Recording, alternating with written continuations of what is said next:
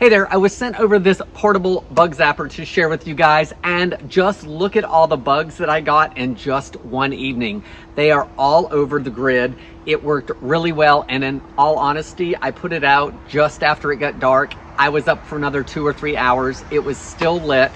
Went to bed, got up the next morning, and this is what it looked like. So this bug zapper is portable, and it's solar charged and USB charged. So with that bug zapper, you're gonna get a cord that is about 3 feet long, and you will need to provide the adapter for that for charging. This will fully charge in about 3 hours or so. If you are using the solar panel on the side, it will take longer. That is a 3-volt charge on that solar panel, and it's going to depend on how much sun you have. But it's a great option if you are out camping or something, because you can hopefully get a full charge by night. This has multiple modes on it. So the first mode is just a white lantern light, which is LED. The handle makes it super easy to carry around if needed.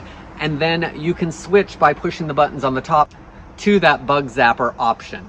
This also has an auto mode. So if you're living out on your deck or porch, or if you're camping, you can put it in auto mode, and once it gets dark enough, it will turn on its own.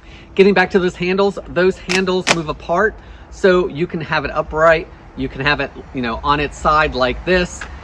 You can put them together for easy carrying, so that's a nice little feature. On a fully charged battery, this actually has some good life to it.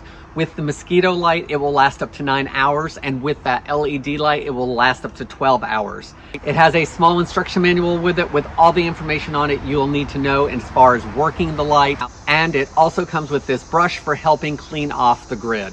So far, I think this is a great product to have, especially if you're out and don't have access immediately to electrical power. If you are looking for a portable bug zapper that also has an LED lantern option, then I hope this video helps you decide on if this is a good product for you.